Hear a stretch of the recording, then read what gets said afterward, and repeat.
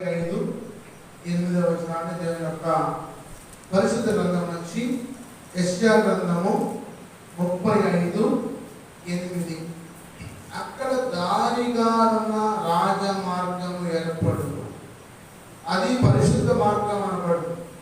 అది అపవిత్రులు పోకూడని మార్గము, అది మార్గమును పోవు వారికి ఏర్పరచబడును. మూడులైనను దానిలో నడుచు త్రోవను తప్పక యుందురు.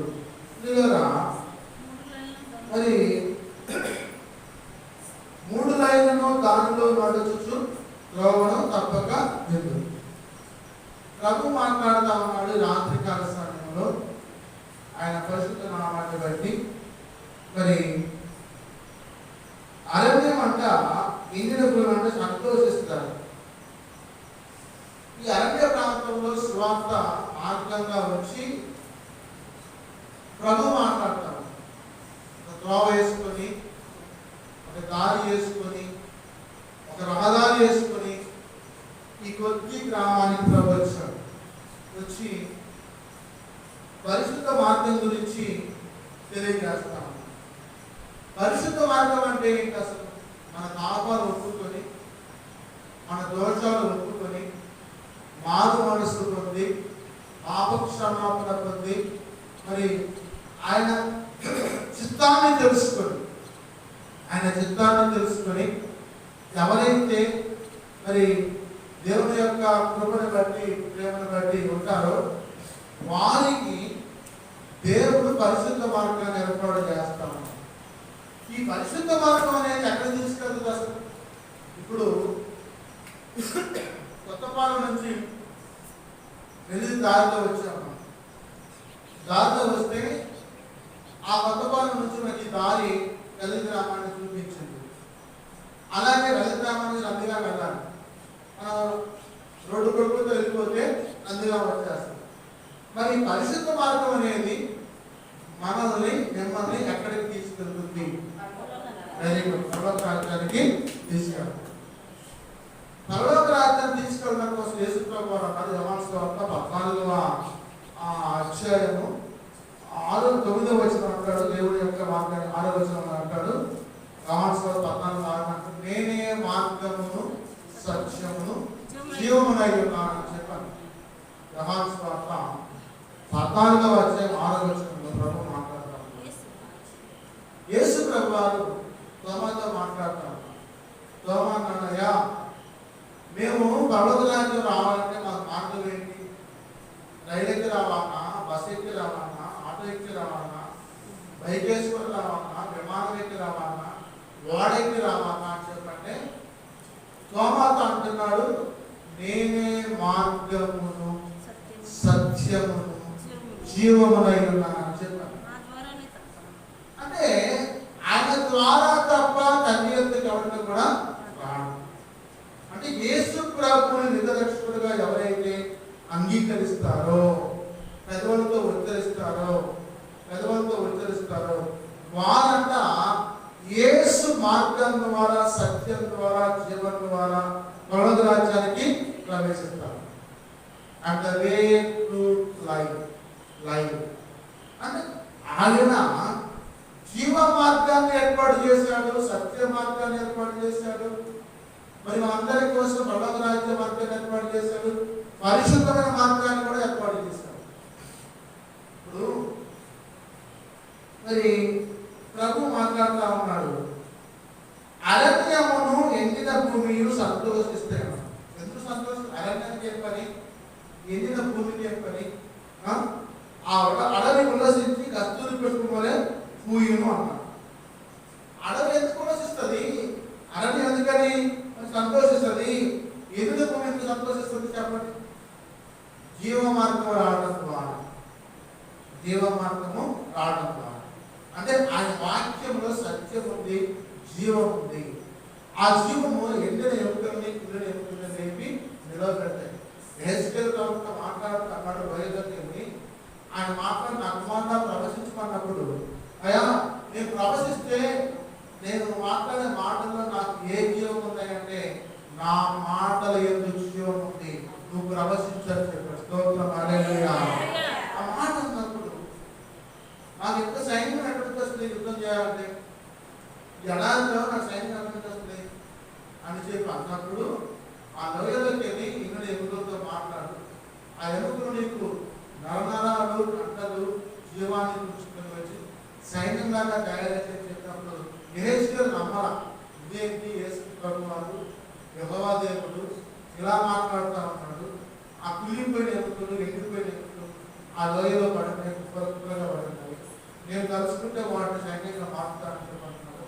ఎలా మారుస్తావయ్యా యేసయ్యా అని చెప్పంటే, నా మాటలు జీవము. స్తోత్రం హల్లెలూయా. ఎప్పుడైతే ప్రవచించాడు, మాట్లాడాడు, వెంటనే అవి నరనరాలు మాంసాన్ని శరీరాన్ని పొందుకుని మనుషులుగా మారి వచ్చి లైన్గా బాధలు తిరిగి నుంచొని ఆజ్ఞాపించిన ప్రభు ఏం చేయాలని చెప్పి సైనికులాగా మాట్లాడుతున్నాడు. యెహెజ్కేలు మర్చిపోయినా, ఓ మా దేవుడు ఎన్ని దేవుడు జీవించే దేవుడు, మాట్లాడించే దేవుడు అని మైండిపోయి, అయ్యా నమస్కారం తండ్రి, మీరు సత్యమైన దేవుడు అయ్యా, జీవమైన దేవుడు అయ్యా, మాట్లాడే దేవుడు అయ్యా, పరిశుద్ధమైన దేవుడు అయ్యా, నన్ను క్షమించండి అని చెప్పి ఆశ్చర్యం. యేసు ప్రభు వారు మాట్లాడుతూ ఉన్నారు సాయంకాల సమయంలో, రాత్రికాల సమయంలో. నీ కుటుంబము సమస్యలతో ఎండిపోయి, అనారోగ్యాలతో ఎండిపోయి, ఆర్థిక ఇబ్బందులతో ఎండిపోయి, చెప్పుకోలేని సమస్యతో ఎండిపోయి, నిర్జీవంగా మారిపోయి, అనారోగ్యం ప్రాప్తించి, అప్పుల పాలయ్యి, రకరకాల సమస్యలతో బాధపడుతున్నావా? ప్రభు నీకు జీవమార్గం ఉండడం కోసం సిద్ధంగా ఉన్నాడు. ఆయన కట్టు నీవు తెలియదు, నీ కట్టు ఆయన తిరుగుతాడు. స్తోత్రం హల్లెలూయా. ఎందుకంటే ఆయనకు అసాధ్యమైన దేని కూడా సమస్తము సాధ్యం. యేసుక్రీస్తు ప్రభువారు నిన్న నేడు నిరంతరం ఏకరీతిగా ఉన్న దేవుడు. ఇశ్రాయేలు పిలుపుడు మాట్లాడే దేవుడు నీతో మాట్లాడుతున్నాడు, సజీవమైన దేవుడు నీతో మాట్లాడుతున్నాడు. ఈ రాత్రికాల సమయంలో నీ మార్గం ఏంటి? అసలు ఎటుపోతుంది నీ మార్గం? సత్య మార్గం అయిపోతుందా? జీవ మార్గం అయిపోతా ఉందా? పరిశుద్ధ మార్గం అయిపోతా ఉందా? లోక మార్గం అయిపోతా ఉందా? ఒక్కసారి ఆలోచించు. ఈ లోకం ఏమీ లేదు, శరీరాశ, నేత్రాశ, జీవపు డంబం. ఇంతలో అందరూ అందులాంటి జీవితం కాబట్టి ఈ నిర్జీవమైన శరీరానికి జీవం పోసి నడిపించేవాడు యేసు ప్రభు. స్తోత్రం హల్లెలూయా. ఏం చేస్తామంటే నిర్జీవమైన మట్టిని, రాయిని, రంపని, మరి కుప్పని పోటీ చేస్తాం. జీవము గల దేవుడు, మాట్లాడే దేవుడు విడిచిపెట్టి, నడిపించే దేవుడు విడిచిపెట్టి, ఈ లోకం వైపు చూసి నీ జీవపడమ్మ, నా అందం చూడు, నా ఒడ్డు చూడు, నా పొడుగు చూడు, నా యొక్క లాభం చూడు, నా ఆస్తి చూడు, నా అంతస్తు చూడు, నేను ఎంతో ఉన్నత మార్గంలో ఉన్నా, నా మార్గము నన్ను హెచ్చించే మార్గం అని చెప్పి అనుకుంటున్నావా? ఆ మార్గాన్ని నీకు ఇచ్చిన దేవుడే కాదు, తండ్రి యెహోవా. స్తోత్రం హల్లెలూయా. ఆయన తట్టు నువ్వు తిరుగు, నీ తట్టు ఆయన. కాబట్టి ప్రభు మాట్లాడుతున్నాడు, మేము జరిగే మార్గం ఏంటి? అసలు ఈ లోకం ఇవి అంటాడు అంగవాచ్యం ఆలోచించు.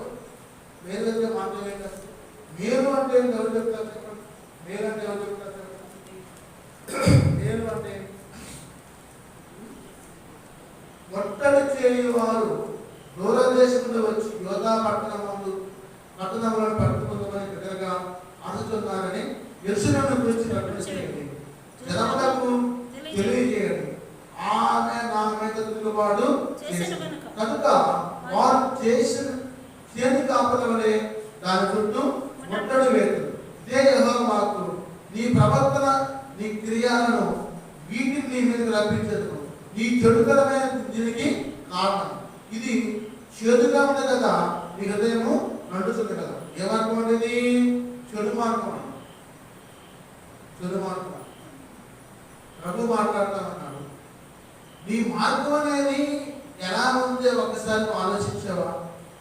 ప్రభుత్వం తిరిగి మరి నేను ఎలా ఉంది నా మార్గం? నా మార్గం మేలైన మార్గమా, కీడైన మార్గమా అనేది ఆలోచిస్తున్నావా? మేలు వైపు చూసి నీవు ప్రభువుని ఆ కృపలో నడుస్తారో యేసయ్య త్రోవలో, యేసయ్య మార్గంలో, వారికి సజీవమైన జీవ మార్గం ఉంది, పరిశుద్ధ మార్గం ఉంది, సత్య మార్గము ఉంది. నా ప్రియులారా చూడండి, ఇక్కడ ప్రభు మాట్లాడుతున్నాడు మరి యెహెజ్కేలు తోటి, నీ యెరూషలేమా నీవు రక్షింపబడినట్లు నీ హృదయంలో నుండి చెడుతనము కడిగి వేసుకును, ఎన్నాళ్ళ వరకు నీ దుష్టాభిప్రాయము నీకు కలిగి ఉందువు. 14 వచ్చిన అంటాడమ్మా, 14 అంటాడు. మరి 4:14 యెరూషలేమా నీవు రక్షింపబడినట్లు నీ హృదయంలో నుండి చెడుతనాన్ని కడిగి వేసుకో. యెరూషలేము అంటే ఎవరైనా మనమే ఊరు పేరుతో మాట్లాడుతున్నారు. ఎదరిగా అమ్మ, ఎన్నాళ్ళు నీవు నీ యొక్క హృదయంలో నుంచి చెడుతనం తీసివేసుకున్నా ఉంటావు. చెడుతనాన్ని తీసివేసుకొని పరిశుద్ధంగా ఉండాలి, పవిత్రంగా ఉండాలి, దేవుడితో తిరగాలి. ఎన్నాళ్ళ వరకు నీ దుష్టాభిప్రాయమును నీవు నీకు కలిగినను. కాబట్టి ఆ దుష్టాభిప్రాయం అంటే, దురాభిప్రాయం అంటే తీసివేసుకో. ప్రభు మాట్లాడుతున్నాడు, నేనైన మార్గం ఏదయ్యా అన్నట్టే, నేనే మార్గము సత్యము దేవుడైన యేసు ప్రభు మాత్రమే. స్తోత్రం, హల్లెలూయా. అని అంటాడు, నీవు మోషే నడుస్తున్న త్రోవలో నా తట్టు తిరుగు, నా తట్టు తిరుగు. ఆ యొక్క ఫరో సైన్యం వైపు చూసి ఎందుకు భయపడుతున్నావు? నేను నీకు జీవ మార్గాన్ని తీసుకెళ్తామంటే, సత్య మార్గం తీసుకెళ్తామంటే, పరిశుద్ధ మార్గం తీసుకెళ్తామంటే, సామాన్య యాత్ర తీసుకెళ్తామంటే నీవెందుకు చూసి శత్రువుని చూసి భయపడిపోతున్నావు అని చెప్పి మోషేని గద్దించాడు. ప్రభా, ఈ 6 లక్షల మంది కాపుకారము చదువుకుంటున్నారయ్యా, వెలుకుంటున్నారయ్యా, నన్ను ఇబ్బంది పెడుతున్నారయ్యా, మనశ్శాంతి ఉన్నాయి కదయ్యా, సమాధానం ఉన్నాయి కదయ్యా. అయ్యా, వెనకేమో ఫరో సైన్యం ఉంది, ముందేమో ఎర్ర సముద్రం ఉంది, మేము పోయే మార్గం లేదయ్యా. మరి వీళ్ళందరూ అంటున్నాడు, ఐగుప్తులో సమాధులు లేవని చెప్పి తీసుకొచ్చి ఇక్కడ మమ్మల్ని దిక్కులేని సాగు రావడం కోసం తీసుకొచ్చావా? మా 6 లక్షల మంది కార్యక్రమంలో మా వాళ్ళు మమ్మల్ని ఇలా జరిగితే చక్కగా కార్యక్రమం చేసి వెళ్ళొచ్చి మాకు చక్కగా సమాధులు కట్టిస్తారు కదా. నువ్వు చేసే పని వల్ల దిక్కులేని సాగు తెచ్చి సముద్రంలో మేము దొంగల గురుదాన్ని అని చెప్పి మోసే చెప్తానంటే, మోసే అన్నాడు, అమ్మా సమాధానపడండి, సమాధానపడి ప్రభు మాట్లాడుతా ఉన్నాడు. ఆయన సజీవుడైన దేవుడు. ఆయన ఆ యొక్క ఫరో మహాసామ్రాజ్యంలో ఐగుప్తులో చేసిన కార్యాలను చూశారు. తొలిచూరి పిల్లల తండ్రి కోసం ఆయన నన్ను రక్షించుకొని తీసుకొచ్చారు. ఆ మాత్రం బుద్ధి లేకుండా మాట్లాడబాకండి. నమ్మదగిన వాడు తీసుకొచ్చేవాడు, నమ్మదగిన వాడు విడిచిపెట్టేవాడు కాదు. ఆలోచించండి, మాట్లాడగలని చెప్పినప్పుడు మోషేతో ప్రభు మాట్లాడి, మోషే నీ చేతున్న కర్మను చాపున్నట్టు ఆ సముద్రం 2 పాయలుగా మారిపోయి, ఆ పక్క ఒక ఐస్ గడ్డలాగా, ఈ పక్క ఐస్ గడ్డలాగా, మంచి కొండలాగా మారిపోతే ఆరిన మార్గంలో ప్రజలు ప్రయాణం చేశారు. జీవ మార్గం. స్తోత్రం, హల్లెలూయా. ఆరిన మార్గం, పరిశుద్ధ మార్గం, సత్య మార్గం ప్రయాణం చేస్తే ఆ 6 లక్షల మంది కాల్వారం, చిన్నపిల్లలు, పెద్దలు, ముసలోళ్ళు, ముసలోళ్ళు మొత్తం ఎంత ఉంటాయి. ఆ పిల్లలు పిల్లశాఖ కోసం ఆ ఐసులో గట్టగట్ట చేపలంట తీసుకుని కొడుతూ ఉన్నారు. నిమ్మకాయలున్నాయి, పెద్ద పెద్ద సొరచేపలున్నాయి, ఐసులో గట్టగట్ట ఆపనే కొడలు అందుకుంటుంటే వాటిని పొడుచుకుంటా తీసుకొని పోతున్నారు. చెప్పండి,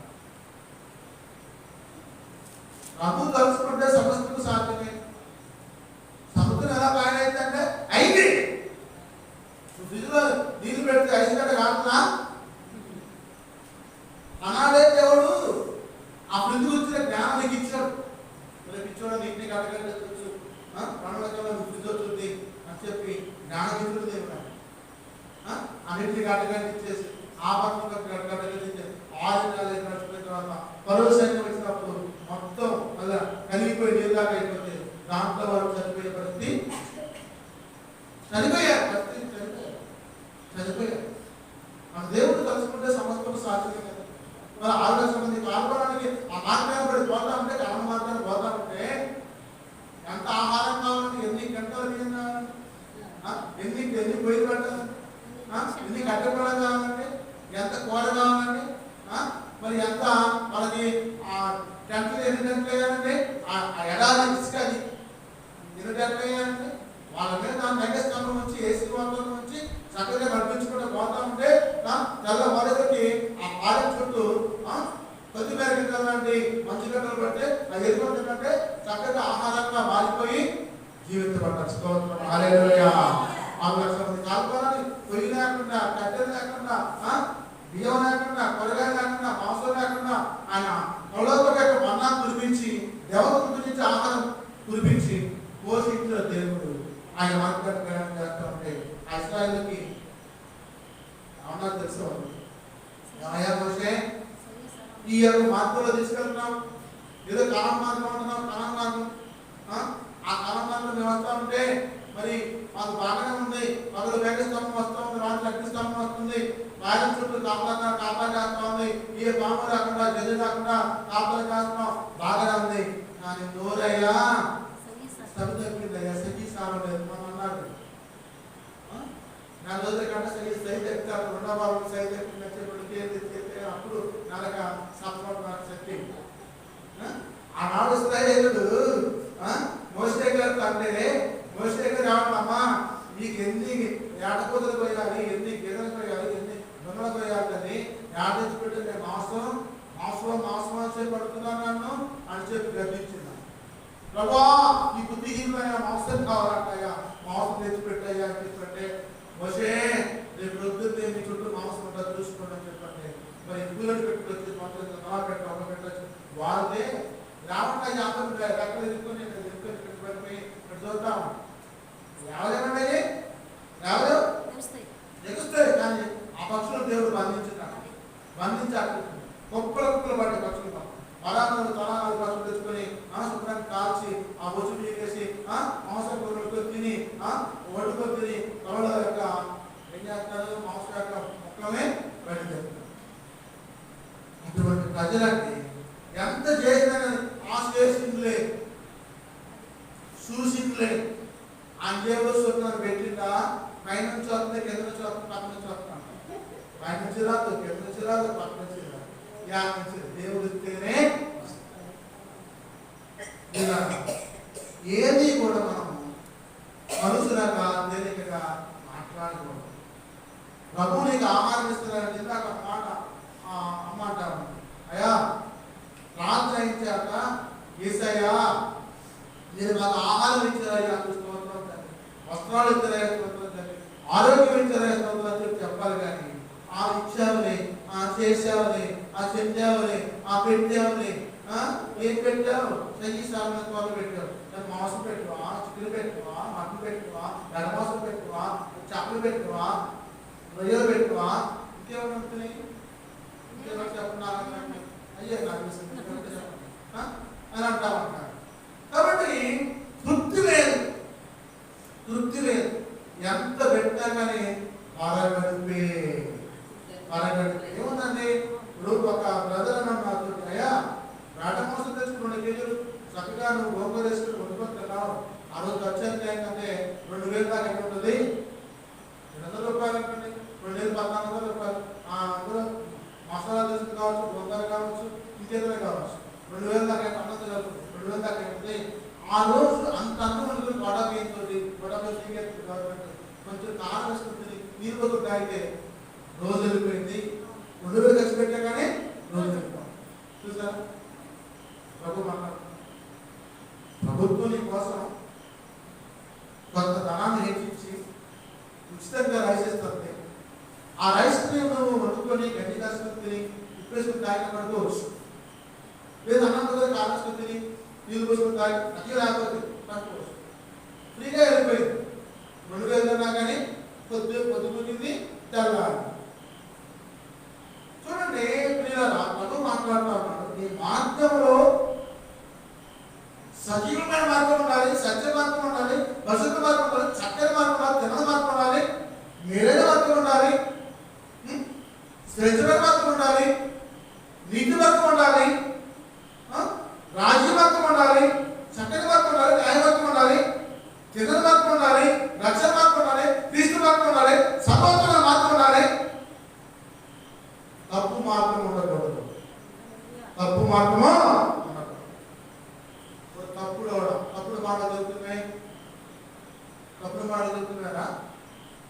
ఇప్పుడు దాకా బాగానే మాట్లాడి మహాతలు మొదలుపెట్టిందక గీతలు ఆట వాక్యం మాస్టర్ గారు మాత్రం చెప్పి లాస్ట్ వచ్చేసరికి ఆ సినిమా చూసావా, ఈ సీరియల్ చూసావా, ఐపై చూసావా, ఈఎంఐ చూసావా, ఐటీ చూసావా, ఈటీ చూసావా చెప్పి తప్పు మార్గం గురించి మాట్లాడుతూ ఉంది. నీ మాటలో దోషం ఉండగా మానదు, నీ మార్గం మార్చుకో. త్వరగా మాట్లాడుతున్నా నీతోటి. ఎన్నాళ్ళు మోస మార్గంలో ఉంటావు, తప్పుడు మార్గంలో ఉంటావు, వ్యభిచార మార్గంలో ఉంటావు, దొంగ మార్గంలో ఉంటావు, యథార్థంగా ఉంటావు. ఆలోచించు. ప్రభు మాట్లాడుతూ ఉన్నాడు, నీ మార్గం అంట చక్కని మార్గంగా ఉన్నాడంట. చక్కని మార్గం, ఆ చక్కని మార్గాన్ని చూపిస్తున్నటువంటి టైంలో ప్రభు మాట్లాడుతూ ఉన్నాడు. మరి ఆయన శ్రేష్టమైన వాక్యాన్ని బట్టి మరి యెషయా గ్రంథము 14 యెషయా 14 చక్కని మార్గం. యెషయా 14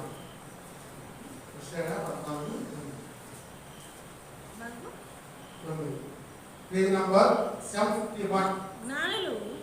జ్ఞానులు ఈ సంగతులను వివేచింతురు, బుద్ధిమంతులు వాటిని గ్రహింతురు. ఏలయనగా యెహోవా మార్గములు చక్కనివి. చక్కనివి ఒక చక్కనోడా అంటారు. అంటే ఏంటమ్మా? ఒక చక్కనోడా అంటారు అంటే అందగాడా, అందంగా ఉండేవాడా, అందగాడా, చక్కనోడా, చక్కని మార్గం అంటారు. నీతి మంతులు దాన్ని అనుసరించి నడుచుకుంటారు, దాని తిరుగుబాటు చేయవారికి దానికి అది అడ్డం కనుక వారు తొట్టిల్లుతురు. 2 మార్గాలు చెప్పాడు దేవుడు. చక్కని మార్గంలో నీతి మంతులు పోతారంట, తిరుగుబాటు చేసేవాళ్ళంట అడ్డ మార్గానికి పోతారు. అడ్డ మార్గం మరి అడ్డగోలవాడా అంటారు. అడ్డగోలవాడా అంటే ఏంటి? తప్పుడు పనులు చేసేవాడా, తప్పుడు మార్గాలు నడిచేవాడా, తప్పుడు పనులు చేసేవాడా, తప్పుడు పనులు చేసేవాడా. అంటే యేసు యొక్క మార్గము జ్ఞానులు వివేచింతులు, ఆలోచిస్తారు. లోకంలో అందరూ చట్టం లేదు. లోకం ఉండదా? ఉండదండి, ఉండదు. అందరూ చట్టాలైతే లోకమో ఉండదు. జ్ఞానులు అంటే వివేచిస్తారు, ఆలోచిస్తారు. ఏ మార్గం మంచి మార్గమా, ఏ మార్గమో చెడ్డ మార్గం ఆలోచించి ఆ మార్గాన్ని బుద్ధిమంతులు వాటిని గ్రహించారు. బుద్ధిమంతులు ఎవరంటే దేవుని ప్రేమించేవారు, మంచి పనులు చేసేవారు. బుద్ధిమంతులు అంటే తమ యొక్క బుద్ధిని వంకర మార్గాల్లో పోకుండా చక్కని మార్గంలోకి ప్రయాణింపజేసేవారు. స్తోత్రం.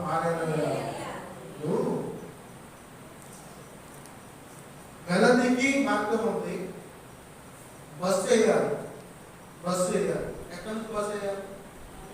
పల్లకి నుంచి అదే పునవే నుంచి వేయాలన్నా, కష్టాల నుంచి వేయాలన్నా, లేకపోతే ఆ పోపుడు పోయే మార్గంలో పోయే బస్సు తెచ్చిపోతే సరిపోతా?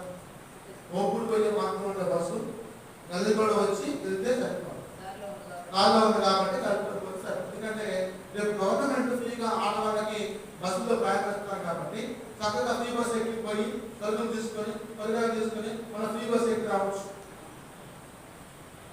ఆ సౌకర్యం ఉంది. విజయవాడ పోయినా హైదరాబాద్ పోయినా మనకి, ఎందుకంటే అక్కడ గవర్నమెంట్ ఫ్రీ కాబట్టి నీ ఆధార్ కార్డు ఉంటే సరిపోదు. అంటే నీకు మంచి మార్గాన్ని ప్రభుత్వం అవకాశం ఇచ్చింది. పిల్లలు చదువు కానీ, నీ ప్రయాణానికి కానీ, నీ హాస్పిటల్కి కానీ, నీ సరుకులకు కానీ, నీ స్వర్గానికి కానీ, ఏదైనా భరించ స్వప్నానికి పోవడానికి కానీ చక్కని మార్గాన్ని దేవుడు ఇచ్చాడు. మరి బుద్ధిమంతులు ఆ మార్గంలో వెళ్తారు. వినండి. బుద్ధిమంతులు ఆ మార్గంలో వెళ్తారు. కానీ బుద్ధిహీనులు ఉంటారే, ప్రభు మాట్లాడతారు ఇక్కడ. బుద్ధిహీనులు ఉంటారే వాళ్ళంట మరి తిరుగుబాటు చేసేవాళ్ళంట అడ్డ మార్గాలు దొరుకుతారు. అడ్డ మార్గాలు దొరకాలంటే తప్పుడు పనులు చేసేవాళ్ళు తప్పుడు పనులు కోసం పెడతారేమో. నిజం కాదా? ఇప్పుడుకే చాలా చోట్ల అందరూ రైతు కార్డు నుంచి ఈ మాట వస్తాను. తప్పుడు పనులు చేసేవాళ్ళు తప్పుడు మార్గం కోసం ఉచితంగా ప్రయాణం చేసి వస్తుంటారు. కాబట్టి నీతి మార్గం మార్గాన్ని పరిశుద్ధంగా ఉంచండి. దాని తప్పులు మార్గంగా చేయమాకండి, మరో రకంగా మార్చబాకండి. ప్రభు నీకు ఒక అవకాశం ఇచ్చాడు, దాన్ని సద్వినియోగం చేసుకుని అభివృద్ధి పొందు, దీవించబడు, దేవుని స్తుతించబడు. అంతేగాని శబ్ద మార్గంగా అడ్డ మార్గంగా ఎక్కువ నేను చెప్పను. బుద్ధిమంతులైతే ఆకాశ మండలంలోని జ్యోతులను పోలిన వారై ప్రకాశిస్తారు. నీతి మార్గం అనుసరించి నడుచుకున్నట్లు ఎవరు అనేకులను త్రిప్పుతారో వారు నక్షత్రం వలె నిరంతరం ప్రకాశించెదరు. హల్లెలూయా. ఇప్పుడు మీకు ఒక అవకాశం వచ్చింది. బుద్ధిమంతులైతే ఆకాశ నక్షత్రాలు పోలి ఉంటారు. అయ్యో అక్కడ కూడా పెడుతుందంట, విజయవాడలో, హైదరాబాద్ కూడా ఉందంట, ఖమ్మంలో కూడా ఉందంట అని మనందరం ఒక సమూహం ఏర్పడి ఫ్రీ బస్ ఎక్కి రావచ్చు. పగలపూట పెడితే ఏమంటే కన్వెన్షన్ పెడతా ఉంటారు. 2 to 4 పెడతాం. రాత్రులు మనకు బస్ ఉండాలి కాబట్టి 2 to 4 కన్వెన్షన్స్కి వెళ్ళి అటెండ్ కావచ్చు. ఎంత అవకాశం ఉంటుంది దేవుడు నీకు. బట్టలు కావాలంటే ఫ్రీగా పోయి కొనుక్కొని రావచ్చు, చదువులు కావాలంటే కొనుక్కొని రావచ్చు, మరియు ఏ అవసరం కొనుక్కొని రావచ్చు. కానీ అదే మార్గాన్ని చెడ్డవర్గం అయితే పాపం వల్ల వచ్చే జీతము మరణం. మార్గం చెడ్డవర్గంగా మార్చుకుంటే నీకేమవుతుంది? రోగం వస్తుంది. జాగ్రత్త. ఏమైనా సరే మనం నీతి మార్గంగా ఉంచుకోవాలి, పరిశుద్ధ మార్గంగా ఉంచుకోవాలి, చక్కని మార్గంగా ఉంచుకోవాలి. కానీ త్రోవ తప్పకూడదు. యెహోవా మార్గంలో చక్కని మార్గాలంట నీతి మార్గం. నీతిని అనుసరించేవాళ్ళు ఆ చక్కని మార్గంలోకి వస్తారు. చక్కని మార్గంలోకి అంటే తిన్నని మార్గం. ప్రభు మాట్లాడుతున్నాడు. మరి అపోస్తల కార్యం 10వ అధ్యాయం 1వ వచనంలో మాట్లాడుతున్నాడు. తిన్నని మార్గం గురించి అపోస్తల కార్యములు 10వ అధ్యాయం 1వ వచనం.